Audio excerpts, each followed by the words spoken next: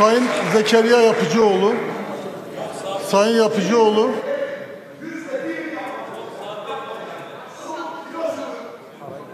Sayın Başkan, değerli milletvekilleri,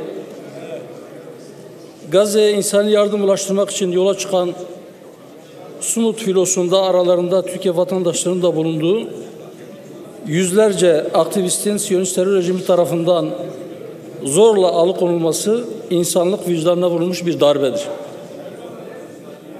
Hukuksuz ablukayı kırmak ve iktidarları harekete geçirmek için yola çıkan sivil insanların uluslararası sularda alıkonulması tüm insanlığa karşı işlenen bir suçtur.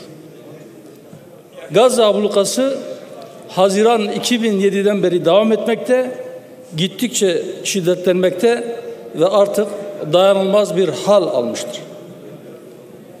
Uluslararası sularda hukuka ve uluslararası bütün tahammüllere meydan okuyarak açıkça işlenen bu suça rağmen uluslararası sistemin sessizliği, küresel sistemin Gazze halkını korumakta olduğu gibi vicdan sahibi insanlara sahip çıkmakta da tam anlamıyla aciz kaldığını göstermiştir. Denizde ve karada sınırsız saldırı imtiyazı tanınan işgalcilerin bu pervasızlığı küresel adalet mekanizmalarının çöküşünü ve siyasi ikiyüzlülüğü ifşa etmektedir. Sumut filosuna yönelik saldırının yankıları sürerken işgal rejimi özgürlük filosuna yönelik yeni bir saldırıyla pervasızlığını ve uluslararası hukuku hiçe sayan tavrını bir kez daha gözler önüne sermiştir. Gazze'ye yardım ulaştırmak isteyen bu sivil inisiyatifin önü yine uluslararası sularda kesilmiş, aralarında milletvekillerinin de bulunduğu aktivistler tehdit edilmiş, alıkonulmuş ve gemileri gasp edilmiştir. Buradan baştan milletvekili arkadaşlarımız Sema Sirkin Ün hanımefendi, Necmettin Çalışkan ve Mehmet Atmaca beyefendiler olmak üzere her iki filoda bulunan bütün yürekli insanları yürekten selamlıyorum. Bu saldırı yalnızca aktivistlere değil tüm insanlığa, vicdana ve dayanışmaya yöneltilmiş bir tehdittir. Sumut ve özgürlük filoları Gazze'deki ablukanın sadece fiziki değil psikolojik olarak da çatırdadığını, çöküşe başladığını ilan etmiştir. Bu filolarda yer alan cesur insanların duruşu tüm dünyaya adaletin, vicdanın ve insanlığın henüz ölmediğini göstermektedir.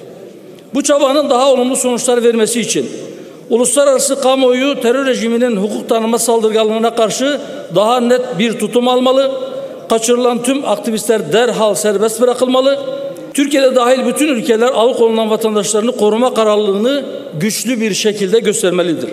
Ayrıca partimizin Türkiye Büyük Millet Meclisi Başkanlığı'na sunduğu Türkiye vatandaşı olup da soykırıma iştirak eden çifte vatandaşların yargılanması ve cezalandırılmasına ilişkin kanun teklifimizin bir an önce yasalaşılması gerektiği umarım bu son olaylarla biraz daha iyi anlaşılmış olsun.